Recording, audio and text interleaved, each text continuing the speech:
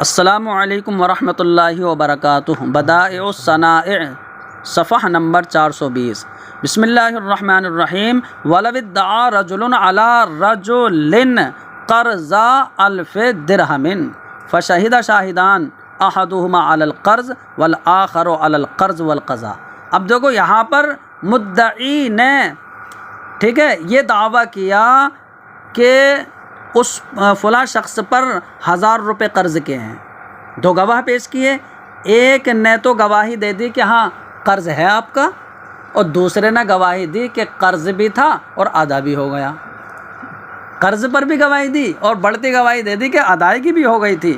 تو اب یہاں پر دیکھو کہ قرض پر تو دونوں کی گواہی ہے اور ادائیگی پر صرف ایک کی گواہی ہے، تو فرماتے ہیں کہ جس پر دونوں کی ہے تو اس قرض پر دونوں کی گواہی سے فیصلہ ہو جائے گا، ٹھیک ہے، اور جس پر دونوں کی نہیں ہے اس پر نہیں ہوگا، ٹھیک ہے۔ وہی فرماتے ہیں وَلَوِ ادَّعَىٰ رَجُلٌ، اگر کسی شخص نے یعنی دوسرے کے خلاف دعویٰ کیا قرض 1000 درہم، 1000 قرض درہم کا، ٹھیک ہے، اور دو گواہوں نے گواہی دی احدہما علی القرض، ایک نے قرض پر دوسرے نے قرض پر اور ادائیگی قرض پر، تو یقضی بشہادتہما علی القرض، تو اب دونوں کی قرض پر گواہی پر فیصلہ کر دیا جائے گا، ولا یقضی بالقضاء فی ظاہر الروایہ، اور ادائیگی قرض پر جو ہے فیصلہ نہیں کیا جائے گا ظاہر الروایہ میں، ٹھیک ہے۔ اب قاضی ابو یوسف سے یہ مروی ہے کہ انہ لا یقضی بشہادتہما بالقرض ایضا، کہ قرض پر بھی دونوں کی گواہی سے فیصلہ نہیں کیا جائے گا، قرض پر بھی نہیں کیا جائے گا۔ تو ان کی دلیل کیا ہے؟ تو ان کی دلیل یہ ہے کہ لأنہما وإن اجتمعا علی الشہادۃ بالقرض، انہوں نے یہ دلیل دی کہ جس نے یہ کہا نا کہ قرض تھا پھر ادا ہو گیا، تو جب ادا ہو گیا تو قرض نہیں رہا، تو قرض کو اس نے فسخ کر دیا۔ تو قاضی ابو یوسف فرماتے ہیں کہ اگرچہ دونوں یعنی گواہ متفق ہیں قرض پر گواہی دینے میں، لیکن الذی شہد بالقضاء فسخ شہادتہ بالقرض، فرماتے ہیں لیکن جس گواہ نے ادائیگی قرض کی گواہی دی ہے تو اس نے اپنی قرض کی گواہی کو فسخ کر دیا، تبھی تو کہہ رہا ہے کہ وہ قرض ادا ہو گیا، اس کا مطلب قرض نہیں رہا، تو اپنی قرض کی گواہی کو فسخ کر دیا، تو فبقی علی القرض شاہد واحد، تو اب تو قرض پر صرف ایک گواہ رہ گیا، فلا یقضی بالشہادۃ، تو شہادت کا فیصلہ نہیں دیا جائے گا، یعنی شہادت پر قضا نہیں کی جائے گی۔ والصحیح جواب ظاہر الروایہ، یہ تو قاضی ابو یوسف کہا نا، لیکن صحیح وہی ظاہر الروایہ کا جواب ہے کہ ظاہر الروایہ میں یہ ہے کہ قرض پر گواہی مقبول ہوگی۔ تو لأن الشہادتان اختلافا فی القضاء لا فی القرض، تو ظاہر الروایہ کی دلیل یہ ہے کہ دونوں گواہیاں ادائیگی قرض میں مختلف ہیں نا، ادائیگی قرض میں مختلف ہیں، قرض میں دونوں مختلف نہیں ہیں، بلکہ قرض پر تو دونوں متفق ہیں، تو قرض پر جو ہے فیصلہ کیا جائے گا۔ وقولہ، اور قاضی ابو یوسف کا یہ کہنا کہ شاہد القضاء فسخ شہادتہ بالقرض، کہ ادائیگی قرض کے گواہ نے اپنی قرض کی گواہی کو فسخ کر دیا، تو ہم کہتے ہیں ممنوع، یہ ہمیں تسلیم نہیں ہے بات آپ کی ہے، کیوں؟ بلکہ اس نے جب یہ کہا نا کہ آپ کا قرض تھا پھر وہ قرض ادا ہو گیا، تو ادا ہونے کا مطلب حقیقت میں تھا تبھی تو ادا ہو گیا، تو اس ادائیگی قرض کی گواہی نے تو اس قرض کو اور مضبوط کر دیا کہ ادا ہو گیا، اس کا مطلب حقیقت میں تھا تبھی تو ادا ہو گیا، تو اس نے فسخ نہیں کیا، اس کو مضبوط کیا۔ فرماتے ہیں بل قرر شہادتہ علی القرض، فسخ نہیں کیا بلکہ اس نے اپنی قرض کی گواہی کو اور ثابت کیا ہے، لأن قضاء القرض بعد القرض یکون، اس لیے کہ قرض کی ادائیگی بعد قرض ہوتی ہے۔ فرماتے ہیں وَأَمَّا الَّذِي يَرْجِعُ إِلَى الْمَكَانِ فَوَاحِدٌ، تو یعنی فرماتے ہیں دونوں شہادتوں کا متفق ہونا یہ شرط ہے، یہ پیچھے چلا شروع میں دیکھنا، پیچھے یہ تھا کہ دونوں گواہیوں کو متفق ہونا، اب وہ مشہود بھی کی جنس میں ہو تو دو صورتیں ہیں، یا تو عقد مشہود بھی میں ہوگا یا قدر مشہود بھی میں ہوگا، اس کی تفصیل ہو گئی۔ اب یہ ہے کہ مکان کے اعتبار سے ہو تو مکان کے اعتبار سے اتفاق شہادتین پائے جانا چاہیے ایک مکان میں. وہ ایک مکان کیا ہے؟ مجلس قضا. فرماتے ہیں رہی وہ شرط کے دونوں گواہیاں متفق ہو تو یہ مکان کی طرف راجع ہوگی تو وہ صرف ایک ہی جگہ ہے, وہ یہ کیا ہے؟ مجلس قضا. لأن الشہادۃ لا تصیر حجۃ ملزمۃ الا لقضاء القاضی, یا بقضاء القاضی ہو, اس لیے کہ شہادت وہ حجت ملزمہ نہیں ہوتی ہے مگر قاضی کی قضا سے, تو پھر مجلس قضا کے ساتھ خاص ہے.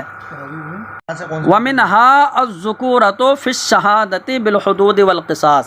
اب فرماتے ہیں انہی شرائط میں سے کہ جو بعض کے ساتھ خاص ہیں اور بعض گواہیوں کے ساتھ خاص نہیں ہیں, تو ان میں سے ایک شرط ہے مذکر ہونا. تو مذکر ہونا یہ حدود و قصاص کی گواہی میں مذکر ہونا شرط ہے, حدود و قصاص کی گواہی میں. اس کا مطلب ان کے علاوہ میں دوسری گواہیوں میں مذکر ہونا شرط نہیں ہے. تو یہ ذکورت بعض گواہیوں میں شرط ہے اور بعض میں نہیں ہوا. وہی فرماتے ہیں کہ الذکورۃ فی الشہادۃ بالحدود والقصاص, کہ حدود و قصاص کی گواہی میں مذکر ہونا شرط ہے. فلا تقبل فیہا, تو حدود و قصاص میں گواہی مقبول نہیں ہوگی یعنی عورتوں کی.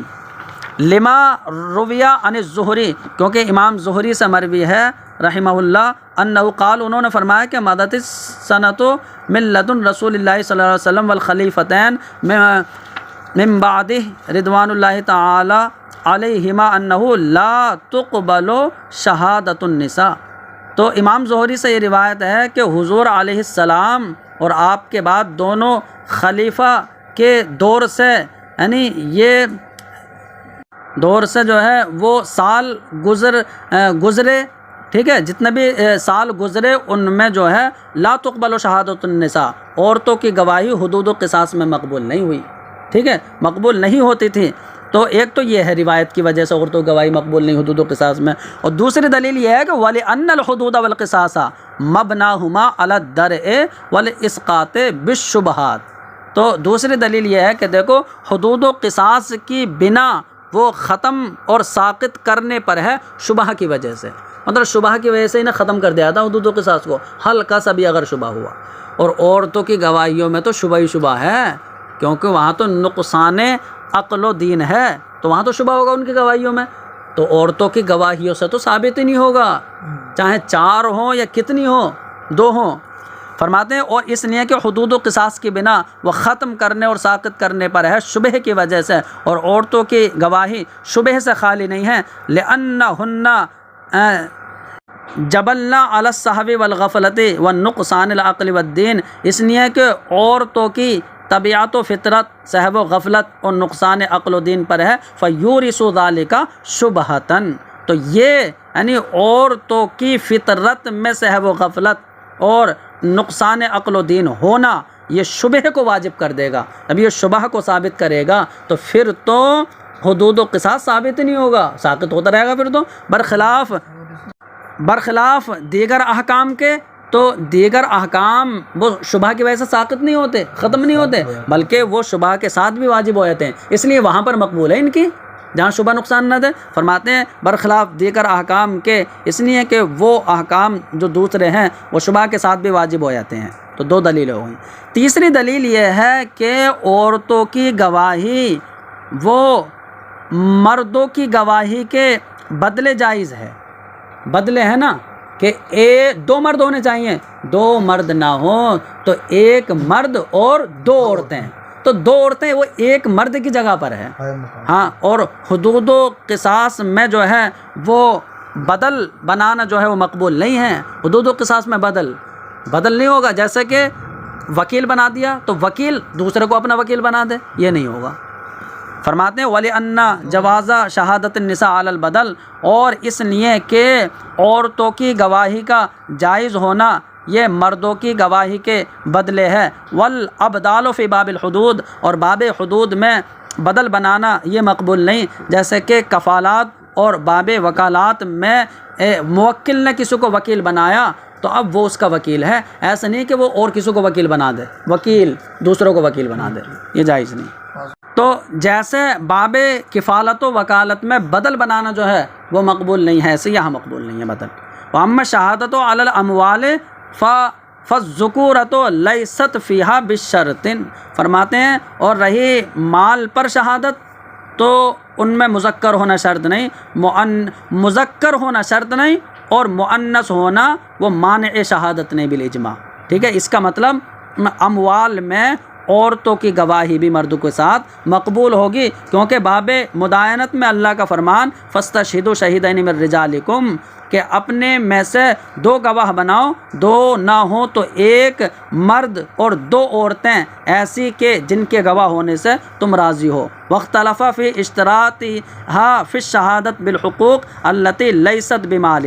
اب فرماتے ہیں مال میں تو عورتوں کی گواہی مقبول ہے، مانع شہادت نہیں ہے، تو فرماتے ہیں اور ان حقوق کی گواہی میں مذکر کی شرط لگانے میں اختلاف ہے جو حقوق مال نہیں ہیں. جو حقوق مال نہیں ہیں تو ان کی گواہی میں مذکر کی شرط ہے یا نہیں، تو اس میں اختلاف ہے. تو جیسے کہ نکاح، طلاق، نسب وغیرہ یہ وہ حقوق ہیں جو مال نہیں. ٹھیک ہے، تو ہمارے صاحب نے فرمایا کہ یہاں مذکر ہونا یہ شرط نہیں، امام شافعی نے فرمایا کہ مذکر ہونا شرط ہے یہاں بھی. تو دونوں کی دلیل، امام شافعی کی دلیل یہ ہے کہ ان شہادت النساء حجت ضرورتاً. امام شافعی نے فرمایا عورتوں کی گواہی حجت تو ہے لیکن وہ ضرورت کے طور پر ہے، مطلب مرد نہیں ہے تو پھر عورت، تو ضرورت کے طور پر ہے. لأنها جعلت حجتاً فی باب الدیانات عند عدم الرجال، اس لیے کہ عورتوں کی گواہی کو حجت باب دیانات میں قرار دیا گیا ہے مردوں کی غیر موجودگی میں. ولا ضرورت فی الحقوق التی لیست بمال. تو فرماتے ہیں جہاں پر مرد ہو وہاں عورتوں کیوں ضرورت ہے؟ فرماتے ہیں اور ان حقوق میں جو مال نہیں کوئی ضرورت نہیں، کیونکہ ان میں ضرورت پوری ہو جائے گی مردوں کی گواہی سے. ولہذا لم تجعل حجتاً فی باب الحدود والقصاص، اور اسی لیے عورتوں کی گواہی کو باب حدود و قصاص میں حجت قرار نہیں دیا گیا. کیوں؟ کیونکہ وہ ضرورتاً ہے اور یہاں پر کوئی ضرورت نہیں. وَقَدَا لَمْ تُجْعَلْ حُجَّةً بِانْفِرَادِهِنَّ فِيمَا يَطَّلِعُ عَلَيْهِ الرِّجَالُ، اور ایسے ہی عورتوں کی گواہی کو منفرد ہو کر حجت قرار نہیں دیا گیا ان مسائل میں کہ جن پر مرد مطلع ہو جاتے ہیں، تو ان میں صرف عورتیں گواہی نہیں دے سکتی، صرف عورتیں، بلکہ جو ہے ایک مرد کے ساتھ 2 عورتیں ہوں. فیما یطلع علیہ الرجال، تو تنہا عورتوں کی گواہی وہ حجت قرار نہیں دی گئی اس میں کہ جس پر مرد مطلع ہو جاتے ہیں. ہمارے نزدیک صرف عورتوں کی گواہی نہیں، یہ اگر ہمارے نزدیک عبارت ہو، اور اگر صرف امام شافعی کے نزدیک عبارت ہو تو لا لگ جائے گا، کیونکہ امام شافعی کے نزدیک وہ مسائل کے جہاں پر مرد مطلع نہیں ہوتے ہیں، صرف عورتیں مطلع ہوتی ہیں، وہاں بھی امام شافعی کے نزدیک عدد شرط ہے. ولادت میں اگر گواہی دیں تو وہاں پر جو ہے وہ تنہا عورت کی نہیں چلے گی. اب یہاں پر پھر یہ ترجمہ ہوگا اگر لا یطلعو پڑھو کہ اسی وجہ سے یعنی تنہا عورت کی گواہی حجت نہیں بنے گی اس میں کہ جس پر مرد مطلع نہیں ہوتے. اب جو ہے یہ امام شافعی کے مذہب پر عبارت ہو جائے گی، لیکن بہتر یہ ہے بغیر لا کے پڑھی جائے. تو امام شافعی کی دلیل کا جو مدار ہے وہ یہ ہے کہ عورتوں کی گواہی حجت ضروریہ ہے، حجت مطلقہ نہیں مانا انہوں نے. اور حجت مطلقہ مان لیتے تو پھر جو ہے وہ امام شافعی وہ حقوق جو مان نہیں ان کی گواہی میں مذکر ہونے کی شرط نہیں لگاتے. ٹھیک ہے، کیونکہ انہوں نے حجت اسے ضروریہ مانا ہے اور ہم نے حجت مطلقہ مانا ہے. تو وہی دلیل سنو. پہلے تو ہماری دلیل آیت کریمہ وَلَنَا قَوْلُهُ تَبَارَكَ وَتَعَالَى، ہمارے دلیل اللہ کا فرمان ہے وَاسْتَشْهِدُوا شَهِيدَيْنِ مِن رِّجَالِكُمْ کہ جعل اللہ تعالی لِرَجُلٍ وَامْرَأَتَيْنِ شَهَادَةً عَلَى الْإِطْلَاقِ کہ اللہ رب العزت نے ایک مرد اور 2 عورتوں کی گواہی یعنی 2 عورتوں کے لیے مطلقاً شہادت قرار دی. تو اللہ رب العزت نے فرمایا کہ فَإِن لَّمْ يَكُونَا رَجُلَيْنِ، اگر 2 مرد نہ ہو فَرَجُلٌ وَامْرَأَتَانِ تو ایک مرد اور 2 عورتیں ہوں. تو اللہ رب العزت نے ایک مرد اور 2 عورتوں کے لیے شہادت کو یعنی مطلقاً قرار دیا ہے، مطلقاً قرار دیا. تو جعلہم من الشہداء، اس لیے کہ اللہ رب العزت نے ان کو شہداء سے قرار دیا، ممن ترضون من الشہداء کہا گیا، اس لیے کہ اللہ رب العزت نے ان کو شہداء سے قرار دیا ہے، مرد کے ساتھ عورتیں ہوں، ٹھیک ہے، تو ان تمام کو جو ہے شہداء سے قرار دیا ہے۔ والشاہد المطلق من له شہادۃ علی الاطلاق، اور شاہد مطلق وہی تو ہوگا کہ جس کو مطلقاً شہادت کی اہلیت ہو، تبھی تو وہ شاہد مطلق ہے۔ فاقتضى ان يكون لهم شہادۃ فی سائر الاحکام الا ما قید بدلیل، تو اب یہ اس بات کا تقاضا کرے گا کہ ایک مرد اور دو عورتوں کے لیے جو ہے تمام احکام میں جو ہے وہ شہادت ہو، سوائے اس کے کہ جہاں دلیل سے قید لگا دی گئی ہو، جیسے باب زنا میں تو وہاں قید لگا دی گئی، ٹھیک ہے، تو جہاں پر دلیل سے قید لگا دی گئی ہے جیسے باب حدود و قصاص، تو وہاں پر جو ہے عورتوں کا گواہی بالکل مقبول نہیں ہوگی۔ تو یہاں پر ہماری دلیل کا خلاصہ یہ نکلا کہ آیت کریمہ میں عورتوں کی گواہی، جو ایک مرد کے ساتھ دو عورتیں، تو ان کے گواہی کو مطلقاً قرار دیا، شہادت مطلقہ قرار دیا، ایسا نہیں کہ صرف جو ہے یہ شہادت ضروریہ ہو اور صرف جو ہے باب دیانات کے ساتھ خاص ہو کہ یہیں پر حجت ہو مردوں کی غیر موجودگی میں، جیسے امام شافعی کہتے ہیں یہ شہادت ضروریہ نہیں ہے، بلکہ اس کا تقاضا یہ ہے کہ شہادت مطلقہ ہے تو دیگر احکام میں بھی ان کی گواہی مقبول ہوگی، ایک مرد اور دو عورتیں مقبول ہوگی نہ ہوگی، تو اس کا مطلب شہادت مطلقہ ہے۔ وروی عن سیدنا عمر رضی اللہ عنہ، اور حضرت عمر سے مروی ہے کہ انہ اجازا شہادت النساء مع الرجال فی النکاح والفرقۃ، کہ حضرت عمر نے مردوں کے ساتھ عورتوں کی گواہی کو جائز قرار دیا ہے نکاح اور فرقت نکاح میں، ٹھیک ہے، تو اس کا مطلب یہ ہے کہ مرد کے ساتھ عورتوں کی گواہی کو دیکھو باب دیانت کے علاوہ جائز قرار دیا، تو شہادت مطلقہ ہوئی نا، یہ ضروریہ۔ ولم ينقل انہ انکر علیہ منکر من الصحابہ، اور یہ بھی منقول نہیں ہے کہ حضرت عمر پر کسی صحابی نے انکار کیا ہو، تو کسی نے انکار نہیں کیا تو فکان اجماع منہم علی الجواز، تو تمام صحابہ کی طرف سے جواز شہادت نساء پر اجماع قائم ہو گیا، ٹھیک ہے، یہ دوسری دلیل ہوئی ہماری۔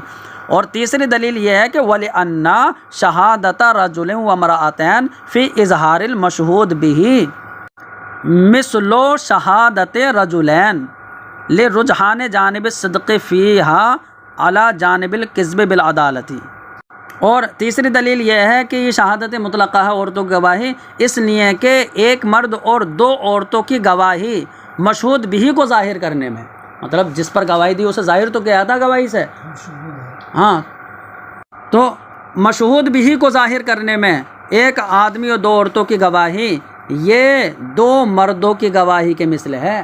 اب دو مردوں کی گواہی کے مثل کیوں قرار دے رہے ہو؟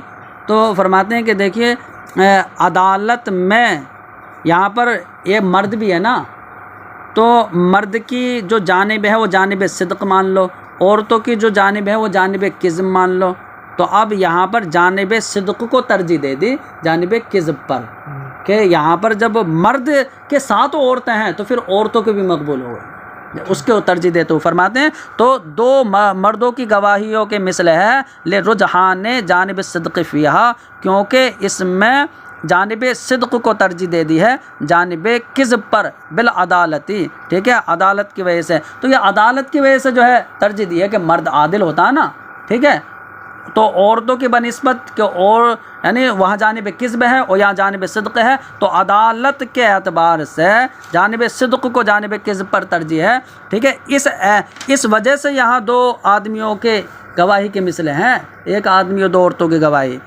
ٹھیک ہے۔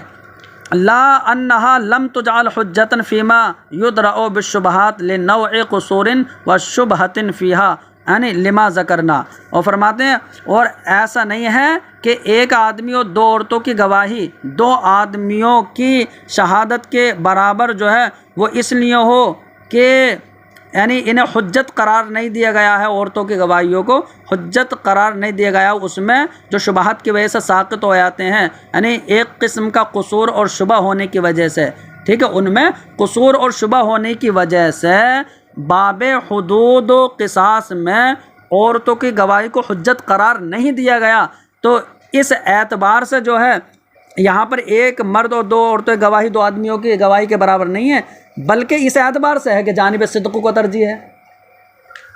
اچھا، لا انہا کا تعلق جو ہے وہ بالعدالت سے ہے، بالعدالت سے تعلق ہے۔ اب مطلب یہ ہوگا کہ یہاں پر ایک آدمی اور 2 عورتوں کی گواہی 2 آدمیوں کی گواہی کے مثل ہے، کیونکہ جانب صدق کو ترجیح ہے جانب کذب پر، تو یہ عدالت کی وجہ سے ہے، عدالت کی وجہ سے، اس وجہ سے نہیں ہے کہ جو ہے باب حدود و قصاص میں انہیں حجت نہیں بنایا گیا۔ کیوں؟ کیونکہ وہ تو یعنی اس میں تو شبہ ثابت نہیں ہوتا ہے، اور یہاں پر ان حقوق کی بات چل رہی ہے کہ جن میں شبہ ثابت ہوتا ہے۔ وہی فرماتے ہیں وَهَذِهِ الْحُقُوقُ تَثْبُتُ بِدَلِيلٍ فِيهِ شُبْهَةٌ، اور یہ حقوق تو وہ ہیں کہ جو ایسی دلیل سے بھی ثابت ہو جاتے ہیں کہ جس میں شبہ ہے، ٹھیک ہے؟ تو وہاں پر جو ہے یعنی عدالت کے وجہ سے جو ہے 2 گواہیوں 2 مردوں کی گواہیوں کے مثل ہے، عدالت کی وجہ سے، اس وجہ سے نہیں۔ وہاں تو عورتوں گواہی مقبول ہی نہیں ہے شبہ ہونے کی وجہ سے۔ تو اس کا جو ہے سیدھا یہ مطلب ہوا کہ عورتوں کی جو گواہی یہاں مقبول ہو رہی ہے، مطلب 2 عورتوں کو ایک آدمی کے جگہ پر رکھا گیا، وہ عدالت کے اعتبار سے رکھا گیا ہے کہ 2 عورتوں کی عدالت جو ہے وہ ایک آدمی کی عدالت کے برابر ہے، یعنی اس وجہ سے نہیں کہہ سکتے تم کہ باب حدود میں عورتوں کی گواہی مقبول نہیں ہے تو اس کا مطلب پھر 2 عورتوں کو ایک آدمی کے مقابلے میں اس لیے رکھا گیا کیونکہ وہاں مقبول نہیں ہے تو اس کا مطلب ان میں کمی ہے۔ ایسا نہیں ہے، بلکہ یہاں پر عورتوں کی گواہی تو باب حدود میں بالکل ہی مقبول نہیں ہوگی، اور یہااں یہ وہ حقوق ہے کہ جو ایسی دلیل سے ثابت ہو جاتے ہیں جس میں شبہ ہو، تو یہاں عدالت کی وجہ سے 2 عورتیں ایک مرد کے قائم مقام ہیں۔ تو یعنی امام شافعی کی بات کے مقابلے میں بات پیش کی گئی۔ اب فرماتے ہیں امام شافعی کا یہ کہنا کہ بِأَنَّهَا ضَرُورَةً، کہ عورتوں کی گواہی وہ ضروری طور پر ہے، یعنی عورتوں کی شہادت ضروریہ ہے، یہ کہنا فَلَا نُسَلِّمُ، تو ہم یہ تسلیم نہیں کرتے۔ کیوں؟ فَإِنَّهَا مَعَ الْقُدْرَةِ عَلَى شَهَادَةِ الرِّجَالِ فِي بَابِ الْأَمْوَالِ مَقْبُولَةٌ، فرماتے ہیں اس لیے کہ باب اموال میں مردوں کی گواہی پر قدرت ہونے کے باوجود، فَإِنَّهَا، قدرت ہونے کے باوجود عورتوں کی گواہی مقبول ہے، تو مردوں کی گواہی پر قدرت ہونے کے باوجود عورتوں کی گواہی مقبول ہے۔ فَدَلَّ أَنَّهَا شَهَادَةٌ مُطْلَقَةٌ، تو اس نے یعنی اس بات پر دلالت کی کہ عورتوں کی گواہی شہادت مطلقہ ہے، لا ضرورتاً، شہادت ضروریہ نہیں ہے، ورنہ تو باب دیانت کے علاوہ کہیں بھی جو ہے وہ مردوں کی گواہی پر قدرت ہونے کے باوجود عورتوں کی گواہی جائز نہیں ہوتی، مقبول نہیں ہوتی۔ شہادت ضروریہ ہے نا، تو باب دیانت کے علاوہ کہیں مقبول نہ ہو، یہاں پر مقبول ہے۔ تو اب اس سے یہ ظاہر ہو گیا کہ ہاں عورتوں میں نقصان ہے، کیونکہ نقصان عقل بھی ہے اور دین بھی ہے، تو لیکن اس میں 2 رکھ تو دیے ہیں، 2 عورتیں، یہ 2 عورتیں اسی نقصان کو تو پورا کر رہے ہیں، تو اس سے ظاہر ہو گیا کہ عورتوں کا جو نقصان ہے وہ عدد سے پورا ہو جائے گا۔ فَكَانَتْ شَهَادَةً مُطْلَقَةً، تو پھر عورتوں کی گواہی وہ شہادت مطلقہ ہوگی۔ اب دیکھو مسئلہ یہ سنو کہ اگر کسی سے زنا سرزد ہو گیا، ٹھیک ہے، تو اب حد زنا ہے، محسن ہے تو رجم ہے، اور جو ہے اگر غیر محسن ہے تو پھر کوڑے ہیں، یہ ہے نا۔ تو اب کسی نے محسن ہونے پر گواہ پیش کیے کہ میں جو ہے یا محسن ہونے پر کسی نے گواہی دی، یہاں دعویٰ تو شرط نہیں ہے کیونکہ یہ حقوق اللہ ہیں جن میں دعویٰ شرط نہیں، تو کسی کے محسن ہونے پر جو ہے گواہی دی گئی تاکہ اس پر رجم ہو، محسن ہونے پر گواہی دی گئی، تو گواہ کا مذکر ہونا شرط ہے یا نہیں، تو اس میں اختلاف ہے۔ ہمارے علماء ثلاثہ تو یہ کہتے ہیں کہ مذکر ہونا شرط نہیں ہے، امام ظفر کہتے ہیں کہ مذکر ہونا شرط ہے، ٹھیک ہے۔ تو آپ دیکھو اتنے کا ترجمہ لگاتے ہیں، وَاخْتَلَفَ فِي اشْتِرَاطِهَا فِي الشَّهَادَةِ عَلَى الْإِحْسَانِ، تو محسن ہونے پر گواہی دینے میں مذکر کی شرط میں اختلاف ہے۔ ہمارے علماء ثلاثہ رضوان اللہ تعالی علیہ مجمعین نے تو فرمایا لیست بشرط، کہ مذکر ہونا شرط نہیں، وقال ظفر شرط، اور امام ظفر نے فرمایا کہ مذکر ہونا شرط ہے. حتیٰ یظہر الاحسان بشہادت رجل و امرأتان عندنا، حتیٰ کہ ہمارے نزدیک ایک مرد اور 2 عورتوں کی گواہیوں سے محسن ہونا ظاہر ہو جائے گا، اور امام ظفر کے نزدیک وہ ظاہر نہیں ہوگا، ان کے نزدیک مرد ہونے چاہیے گواہ. امام ظفر کے قول کی دلیل یہ ہے کہ ان الذکورۃ شرط فی علت العقوبات بالاجماع. تو امام ظفر کہتے ہیں کہ دیکھو یعنی سزا کی علت کیا ہے، تو سزا کی علت جو ہے وہ زنا ہے. ٹھیک ہے، زنا ہے نا، ہے. ہاں دیکھو علت عقوبات سنو کہ یعنی سزا کی علت، تو یعنی جو سزا کی علت زنا ہوئی. ٹھیک ہے، اب جو یہاں پر اس میں مذکر ہونا شرط ہے، تو امام ظفر نے فرمایا کہ مذکر ہونا وہ سزا کی علت کون؟ زنا ہے نا. کسی کو حد زنا لگائے جائے تو اس عقوبت کی علت زنا ہوگی نا. تو علت عقوبات میں مذکر ہونا شرط ہے بالاجماع، یہاں تک کہ زنا ثابت ہو جائے گا عورتوں گواہی سے، تو مذکر ہونا شرط ہے. عقوبات جو ہے عورتوں گواہی سے ثابت نہیں ہوتے.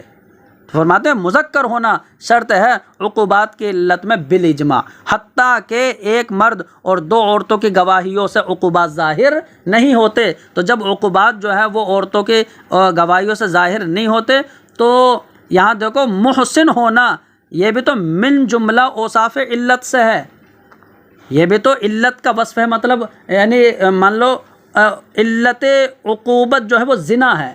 اب زنا ہے نا، ہے تو زنا ہے، تو اب زنا میں وصف ہوتا ہے نا کہ زنا کیا ہے تو محسن تھا یا جو ہے کوارا تھا، تو یہ بھی اس کے اوصاف میں سے ہوا نا. تو فرماتے ہیں محسن ہونا یہ بھی مل جملہ اوصاف علت سے ہے. لأن علت وجوب الرجم لیس هو الزنا المطلق، کیونکہ رجم کے واجب ہونے کی علت وہ صرف مطلقاً زنا نہیں ہے.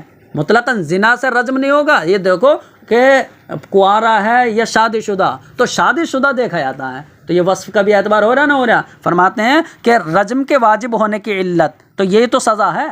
تو اس سزا کی علت جو ہے وہ محض زنا نہیں ہے بلکہ صفت بھی ہے. یعنی وہ کہہ رہے ہیں نا من جملہ اوصاف علت سے ہے، تو وہی فرماتے ہیں بلکہ وہ زنا ہے الموصوف بالتغلیظ، وہ زنا ہے کہ جو تغلیظ کے ساتھ موصوف ہو. اور ولا يتغلظ الا بالاحسان، اور زنا جو تغلیظ کے ساتھ موصوف ہو تو زنا غلیظ نہیں ہوگا مگر محسن ہونے سے. ٹھیک ہے، احسان سے جو ہے زنا غلیظ ہو جائے گا کہ شادی ہوتے ہوئے پھر زنا کیا ہے اس نے، تبھی تو سخت سزا ہے کہ اسے چھوڑا ہی نہیں جائے، اسے موت کے گھاٹ اتار دیا جائے. تو وہی فرماتے ہیں کہ زنا یہ غلیظ نہیں ہوگا مگر محسن ہونے سے. تو فکان الاحسان من جملۃ العلہ، ثابت ہو گیا کہ محسن ہونا بھی یہ من جملہ اوصاف علت سے ہے. تو فلا یثبت بشہادت النساء، تو محسن ہونا یہ عورتوں کی گواہی سے ثابت نہیں ہوگا، جیسا کہ زنا یہ عورتوں کی گواہی سے ثابت نہیں ہوتا. ولہذا لو اقر بالاحسان جاز رجوعہ، اور ہم نے محسن ہونے کو وہ زنا کی طرح قرار دیا، جیسے زنا جو ہے وہ علت عقوبت سے ہے، اور یہ علت تو نہ کہو لیکن من جملہ اوصاف علت سے تو ہے ہی محسن ہونا. فرماتے اسی لیے اگر کسی نے محسن ہونے کا اقرار کیا کہ میں محسن ہوں تو بعد میں اس کا رجوع کرنا بھی جائز ہے. جیسے کہ اگر کسی نے زنا کا اقرار کیا رجع، پھر اس نے رجوع کر لیا تو رجوع کر سکتا ہے نا. ہاں فرماتے ہیں کہ دیکھو محسن ہونا یہ جو ہے وہ کیا ہے، زنا کی طرح قرار دیا نا انہوں نے، کہ زنا تو چلو عقوبت کی علت ہے اور یہ علت تو نہیں ہے، البتہ من جملہ علت ضرور ہے کیونکہ وصف علت ہے. ٹھیک ہے، تو فرماتے ہیں کہ وقد الشہادۃ القائمۃ علی الاحسان من غیر دعوی، تو زنا میں کہ دعویٰ کرنا پڑے گا، بلکہ جو ہے 4 گواہ پیش کر دیے، 4 گواہوں نے گواہی دے دی، زنا ثابت ہو جائے گا. ایسے ہی محسن ہونا ثابت ہو جائے گا بغیر دعوے کے، تو کوئی دعویٰ شرط نہیں ہوتا عقوبات میں. فرماتے ہیں اسی طرح شہادت جو محسن ہونے پر قائم ہو وہ بغیر دعوے کے جو ہے مقبول ہوتی ہے، جس طرح کہ وہ شہادت جو زنا پر قائم ہو بغیر دعوے کے مقبول ہوتی ہے. تو یہ امام ظفر کی دلیل ہے. وَلَنَا، ہماری دلیل یہ ہے کہ اللہ کا فرمان فَاسْتَشْهِدُوا شَهِيدَيْنِ مِن رِجَالِكُمْ فَإِن لَّمْ يَكُونَا رَجُلَيْنِ فَرَجُلٌ وَامْرَأَتَانِ، دو آدمی نہ ہو تو ایک مرد دو عورتیں، ٹھیک ہے۔ تو ہماری دلیل یہ اللہ کا فرمان ہے، تو یہاں پر یہ دیکھو کہ ایک مرد اور دو عورتوں کی گواہی بھی مقبول ہے، ٹھیک ہے۔ تو اس کا مطلب ہمارے نزدیک محسن ہونا وہ زنا کی مثل نہیں ہے، زنا کی مثل نہیں ہے، بلکہ جو ہے فرماتے ہیں کہ جیسے ہم نے وہاں پر امام شافعی کے جواب میں یہ کہا ہے کہ یہ شہادت عورتوں کی گواہی شہادت ضروریہ نہیں ہے کہ باب مداینت کے ساتھ ہی خاص ہو، بلکہ اللہ رب العزت نے شہادت مطلقہ قرار دیا ہے۔ تو یہ فرماتے ہیں کہ ہماری دلیل اللہ کا یہ فرمان ہے وَدَلَالَتُهَا عَلَى نَحْوِ مَا تَقَدَّمَ مع الشافعی رحمہ اللہ، اور اس آیت کی دلالت اسی طریقے پر ہے کہ جو امام شافعی کے جواب میں گزر گیا کہ یہ یہاں پر مرد کے ساتھ عورتوں کی گواہی کو شہادت مطلقہ قرار دیا گیا ہے، ٹھیک ہے، شہادت مطلقہ، تو محسن ہونے پر بھی گواہی عورتوں کی مقبول ہوگی۔ اور رہے باب زنا تو وہ عقوبات میں تو عورتوں کی گواہی مقبول ہی نہیں ہے، وہ تو خاص نص کی وجہ سے ہے۔ فرماتے ہیں وَأَمَّا قَوْلُهُ مِن جُمْلَةِ الْعِلَّةِ الْإِحْسَانُ، اور رہا امام ظفر کا یہ کہنا، یعنی اب جو انہوں نے جو دلائل پیش کیے نا ان دلائل کے جو اجزاء ہیں اب ان کا رد فرماتے ہیں کہ امام ظفر کا یہ کہنا کہ من جملہ اوصاف علت سے احسان ہے، یعنی یہ بھی علت کے مجموعے من جملہ علت سے محسن ہونا انہوں نے ثابت کر دیا۔ فرماتے قلنا، ہم کہیں گے کہ تو قلنا ممنوع، تو ہم یہ کہیں گے کہ یہ ہمیں تمہاری بات تسلیم نہیں ہے کہ تم محسن ہونے کو بھی جو ہے علت عقوبت قرار دو، بلکہ جو ہے دیکھو عقوبت کی علت جو ہے وہ زنا ہے۔ اب اس زنا کی شرط ہے، یہ شرط الگ ہوتی ہے، زنا کی شرط ہے محسن ہوا ہے یا غیر محسن، تو فرماتے ہیں کہ بل ہوا شرط العلت، یہ علت میں سے نہیں ہے بلکہ محسن ہونا یہ علت کی شرط ہے۔ فیا سیر الزنا عنده علتا، تو اس کا مطلب جب شرط پائی جاتی ہے تب مشروط پایا جاتا ہے، تو اب شرط یعنی جو محسن ہونا ہے تو اس شرط کے وقت جو ہے زنا علت بنے گا، اس کے بغیر علت نہیں بنے گا رجم کی۔ تو اب یہ نکلا کہ امام ظفر نے تو محسن ہونے کو وہ من علت عقوبت قرار دیا کہ وہ یعنی وصف علت میں سے قرار دیا، صفت بنایا، لیکن جو ہے ہم کہتے ہیں نہیں وہ علت نہیں ہے بلکہ جو ہے یعنی رجم کی علت تو زنا ہے جس زنا کے لیے شرط احسان پائی جائے، ٹھیک ہے، محسن ہونا شرط ہے۔ فرماتے ہیں اور حکم کی اضافت علت کی طرف ہوتی ہے شرط کی طرف، حکم کی نسبت وہ علت کی طرف ہوتی ہے، تو اس کا مطلب رجم کی جو اسناد ہوگی وہ صرف جو ہے وہ زنا کی طرف ہوگی، محسن ہونے کا کوئی اس کی طرف نہیں ہوگی۔ جب محسن ہونا بالکل الگ ہی ہو گیا تو وہاں عورتوں کی گواہی مقبول ہوگی۔ فرماتے ہیں والحکم یضاف الی العلت، اور حکم جو ہے وہ صرف علت کی طرف منسوب ہوگا، تو جو حکم ہے حکم زنا تو جو یعنی حکم ہے رجم کا، تو رجم کا حکم وہ صرف علت کی طرف مضاف ہوگا، منسوب ہوگا، شرط کی طرف نہیں ہوگا، جیسا کہ اصول فقہ میں معلوم ہو گیا۔ فرماتے ہیں وَأَمَّا الرُّجُوعُ عَنْهُ بَعْدَ الْإِقْرَارِ، اور امام ظفر نے یہ بات بھی کہی تھی کہ اگر احسان کا اقرار کیا کسی نے تو رجوع جائز ہے، جیسا کہ زنا کا اقرار کیا تو رجوع جائز ہے۔ ہم کہتے ہیں نہیں، یہ بھی تسلیم نہیں، ٹھیک ہے۔ فرماتے ہیں وَأَمَّا الرُّجُوعُ عَنْهُ بَعْدَ الْإِقْرَارِ، اور رہا یہ کہ اقرار کے بعد یعنی احسان سے رجوع کرنا یہ جائز ہو، فلا نسلم، تو ہم یہ تسلیم نہیں کرتے ہیں، ٹھیک ہے۔ کیوں تسلیم نہیں کرتے؟ تو ہم یہ کہ قاضی ابو یوسف کے قول میں احسان سے رجوع وہ صحیح نہیں ہے، تو یعنی قاضی ابو یوسف کے قول میں بھی رجوع صحیح نہیں ہے، تو کیسے ہم رجوع کو تسلیم کر لیں؟ اور خود امام ظفر کے قول میں بھی یہ صحیح نہیں ہے، یہاں تو امام ظفر نے کہہ دیا ہے، امام ظفر کا اور قول دیکھو گے تو اس میں بھی صحیح نہیں ہے، تو اس کا مطلب وَهَذَا حُجَّةٌ عَلَى ظُفَرَ، یہ خود امام ظفر کے خلاف حجت بن گیا ان کا قول اور قاضی ابو یوسف کا قول۔ ولا روایت فیہ عند ابی حنیفہ و محمد، فرماتے ہیں اور اس سلسلے میں طرفین کے نزدیک کوئی روایت نہیں ہے، تو اب قاضی ابو یوسف کے نزدیک تو ہے روایت، تو فلنا ان نمنع، تو اب ہمیں حق ہے کہ ہم منع وارد کر دیں کہ ہمیں تسلیم نہیں ہے کہ اقرار کے بعد جو ہے وہ رجوع ہو، ہمیں تسلیم نہیں ہے۔ فرماتے ہیں کہ انہوں نے کہا کہ دعویٰ شرط نہیں ہے، جیسے زنا میں جو ہے دعویٰ شرط نہیں ہوتا ہے نا، تو زنا کی طرح احسان ہے، اور احسان میں بھی دعویٰ شرط نہیں ہے۔ ہم کہیں گے کہ دعویٰ اس لیے شرط نہیں ہے کہ یہ حق اللہ ہے، اس لیے نہیں کہ اس کی طرف عقوبت کی نسبت ہوتی ہے، عقوبت کی نسبت تو صرف زنا کی طرف ہوتی ہے، کیونکہ وہی علت ہے۔ فرماتے ہیں اور دعوے کا شرط نہ ہونا یہ تو صرف اس بات پر دلالت کرتا ہے کہ وہ حق اللہ ہے، نہ کہ اس بات پر دلالت کرتا ہے کہ اس کی طرف سزا کی جو ہے اسناد ہوتی ہے۔ سزا کی اسناد تو صرف زنا کی طرف ہوتی ہے۔ تو یہ سمجھ لو کہ انہوں نے یہ کہہ دیا کہ دعویٰ شرط نہیں ہے دیکھو احسان میں، تو ہم کہیں گے دعویٰ تو اس لیے شرط نہیں ہے کہ وہ حق اللہ ہے، اس لیے نہیں کہ اس احسان کی طرف سزا کی نسبت ہوتی ہے، اگرچہ بطور شرط ہو تو شرط بطور شرط تو جو ہے اس احسان کی طرف سزا کی نسبت ہوتی ہے۔ تو انہوں نے نسبت کے اعتبار سے دکھایا، ہم کہتے ہیں کہ عقوبت کی نسبت اس شرط کی طرف ہوتی ہے، اس اعتبار سے یہ مت کہو یہاں دعویٰ شرط نہیں ہے، بلکہ عدم دعویٰ جو ہوتا ہے نا وہ حق اللہ ہونے کی وجہ سے ہوتا ہے۔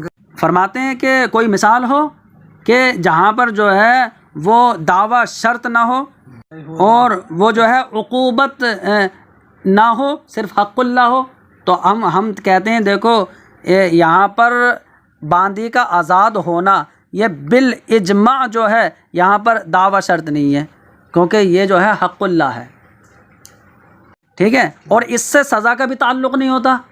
تو دیکھو یہاں پر سزا کا تعلق کچھ بھی نہیں ہو رہا ہے، صرف یہاں پر دعوے کا عدم اشتراط محض اس وجہ سے ہے کہ یہ حق اللہ ہے۔